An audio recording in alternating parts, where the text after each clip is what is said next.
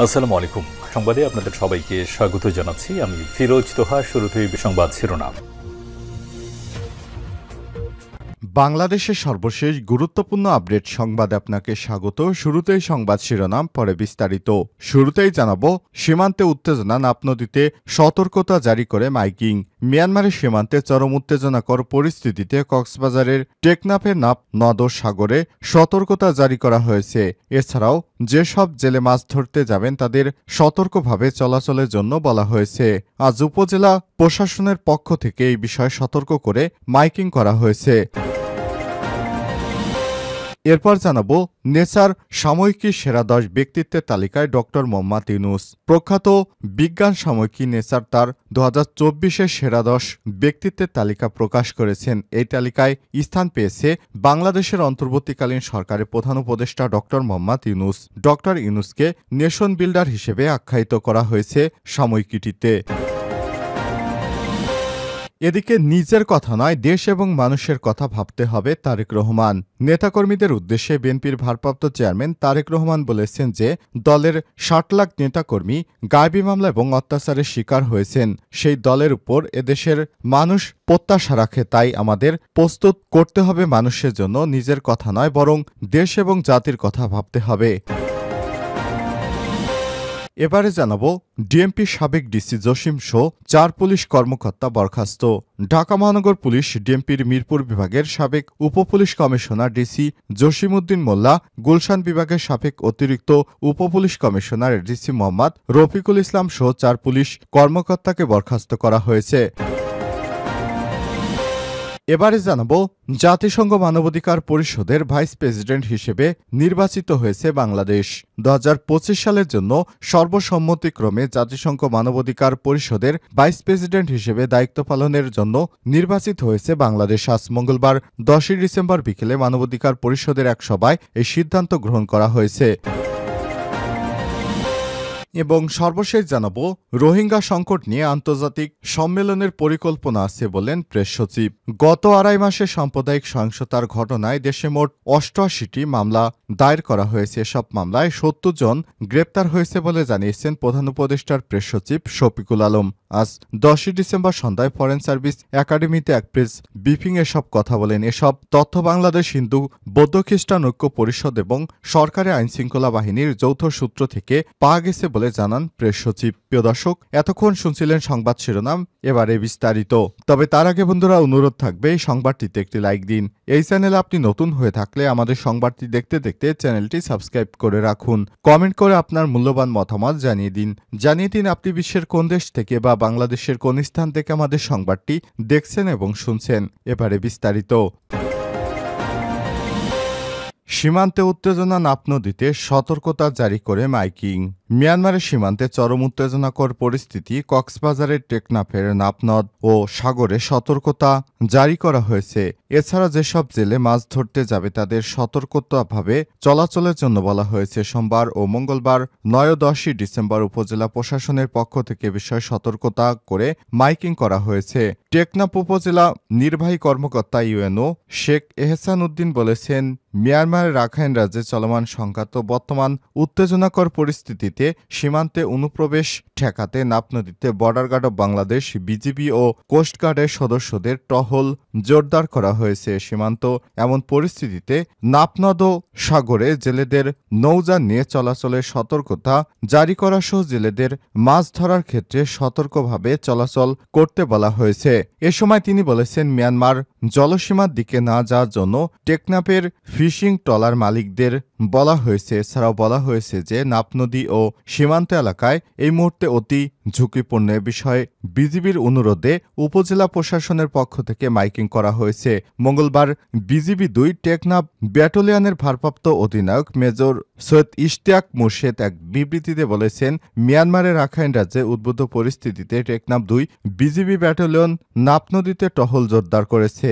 সীমান্তে নিশ্চিত নিরাপত্তায় বিজিবি দিনরাত জলে ও স্থলে টহল পরিচালনা করছে এবং সোচ্চার রয়েছে। এছাড়াও সীমান্তের যে কোনো পরিস্থিতি মোকাবেলায় বিজিবি সর্বোচ্চ সতর্ক অবস্থানে রয়েছে।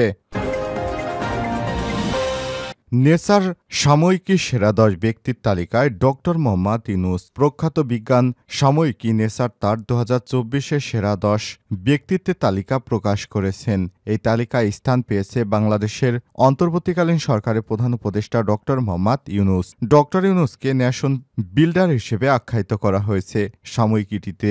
গতকাল সোমবার 9 ডিসেম্বর নেসার সাময়িকীর ওয়েবসাইটে এই তালিকা প্রকাশ করা হয়। সেখানে বলা হয়েছে বিজ্ঞান, প্রযুক্তি, প্রকৌশল ও চিকিৎসার ক্ষেত্রে গুরুত্বপূর্ণ অবদান রেখে কিভাবে গবেষকরা পৃথিবীকে গড়ছেন তার স্বীকৃতি এই তালিকা।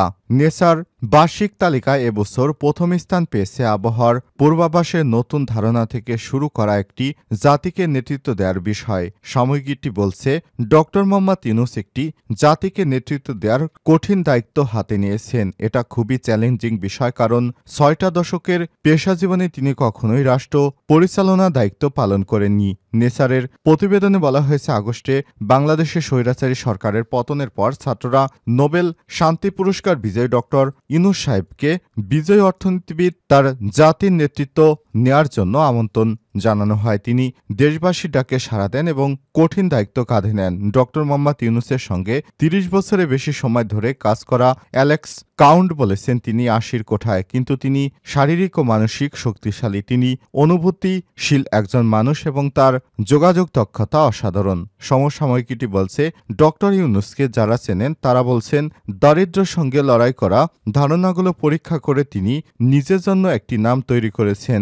দেশ গড়ার দায়িত্ব নেওয়ার পর তার কাজ হবে গবেষণার মাধ্যমে সিস্টেমকে বোঝা এবং নীতি তৈরি করা। ডক্টর ইউনূস বাংলাদেশের চট্টগ্রামে জন্মগ্রহণ করেন। 1960-এর দশকে যুক্তরাষ্ট্রে যান এবং পরিবেশগত অর্থনীতির অন্যতম প্রতিষ্ঠাতা নিকোলাস জর্জকু রোগেনের অধীনে পড়াশোনা করেন এবং তার যুগান্তকারী উদ্ভাবন হল ক্ষুদ্র ঋণ। এর মাধ্যমে তিনি দেখিয়েছেন সঠিক ব্যবস্থাপনা থাকলে ক্ষুদ্র ঋণ সমাজের সবচেয়ে দারিদ্র অংশের জীবন বদলে দিতে পারে।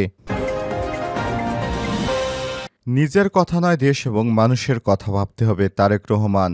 নেতাকর্মীদের উদ্দেশ্যে বিএনপির ভারপ্রাপ্ত চেয়ারম্যান তারেক রহমান বলেছেন, যে দলের 60 লাখ নেতাকর্মী গায়েবী মামলা অত্যাচারের শিকার হয়েছে সেই দলের উপর এদেশের মানুষ প্রত্যাশা রাখে। তাই আমাদের প্রস্তুত করতে হবে মানুষের জন্য, নিজের কথা নয়, আমাদের দেশ এবং মানুষের কথা ভাবতে হবে। মঙ্গলবার 10 ডিসেম্বর সন্ধ্যায় কুমিল্লায় বিএনপি নেতাকর্মীদের অংশগ্রহণে আয়োজিত এক প্রশিক্ষণ কর্মশালায় ভার্চুয়ালি যুক্ত হয়ে তিনি সব কথা বলেন। নগরের টুলিপাড়া এলাকায় অবস্থিত একটি বিনোদন কেন্দ্রের মিলনায়তনে রাষ্ট্রকাঠামো মেরামতের 31 দফা ও জনসম্পৃক্তি শীর্ষক এই কর্মশালার আয়োজন করে কুমিল্লা বিভাগীয় সাংগঠনিক বিএনপি। এদিকে বেলা 11টার দিকে কর্মশালার উদ্ভাবক হিসেবে বক্তব্য দেন বিএনপির স্থায়ী কমিটির সদস্য খন্দকার মোশারেফ হোসেন।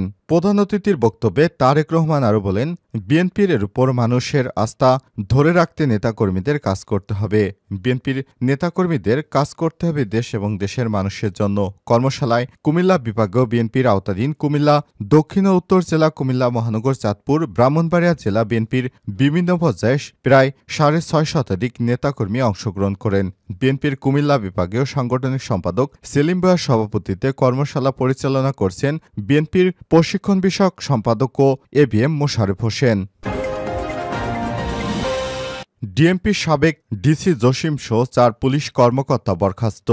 ঢাকা মহানগর পুলিশ ডিএমপির মিরপুর বিভাগের সাবেক উপপুলিশ কমিশনার ডিসি জসিমউদ্দিন মোল্লা, গুলশান বিভাগের সাবেক অতিরিক্ত উপপুলিশ কমিশনার এডিসি মোহাম্মদ রফিকুল ইসলাম সহ 4 পুলিশ কর্মকর্তাকে বরখাস্ত করা হয়েছে। সাময়িক বরখাস্ত অন্য কর্মকর্তারা হলেন ট্রাফিক যাত্রাবাড়ি জোনের সহকারী police commissioner AC Tanzil Ahmed এবং এপিবিএনের সহকারী পুলিশ সুপার মোহাম্মদ রফিকুল ইসলাম। মঙ্গলবার 10 ডিসেম্বর স্বরাষ্ট্র মন্ত্রণালয়ের জননিরাপত্তা বিভাগের পুলিশ শাখা 1-এর সিনিয়র সচিব ডক্টর মোহাম্মদ আব্দুল মোমেনের স্বাক্ষরিত পৃথক 4টি প্রজ্ঞাপনে সব তথ্য জানানো হয়েছে। প্রজ্ঞাপনে বলা হয়েছে, ডিএমপির সাবেক ডিসি ও বর্তমান রংপুর রেঞ্জ ডিআইজির কার্যালয়ে সংযুক্ত মোহাম্মদ জসিমউদ্দিন মোল্লাকে আন্তর্জাতিক অপরাধ ট্রাইব্যুনালের আইনের অপরাধের অভিযোগে অভিযুক্ত হয় গ্রেপ্তারি পরোয়ানা জারি করা হয়। গত 30 অক্টোবর রংপুর থেকে তাকে গ্রেপ্তার করা হয়েছে। যেহেতু জসিমউদ্দিন মোল্লাকে সরকারি চাকরি আইন 2018 এর 57 আইন এবং 39/2 ধারা অনুযায়ী 30 অক্টোবর থেকে সরকারি চাকরি হতে সাময়িক বরখাস্ত করা হলেও সাময়িক বরখাস্তকালীন তিনি বিধি অনুযায়ী খোরপোশ ভাতাপ্রাপ্ত হবেন। গুলশান বিভাগের সাবেক এডিসি মোহাম্মদ রফিকুল ইসলামকে নিয়ে প্রজ্ঞাপনে বলা হয়েছে বাড্ডা থানার মামলায় গত 18 অক্টোবর গ্রেপ্তার করে তাকে আদালতে পাঠানো হয়েছে। যেহেতু রফিকুল ইসলাম সরকারি চাকরিন 2018 এর 57 আইন 39/2 ধারায় বিধান অনুযায়ী 18 অক্টোবর থেকে সরকারি চাকরি হতে সাময়িক বরখাস্ত করা হলো। সাময়িক বরখাস্তকালীন রফিকুল ইসলামকে চট্টগ্রাম রেঞ্জ ডিআইজির কার্যালয়ে সংযুক্ত থাকবেন এবং বিধি অনুযায়ী খোরপোশ ভাতাপ্রাপ্ত হবেন। বাকি দুইজনের ক্ষেত্রেও একই কথা বলা হয়েছে।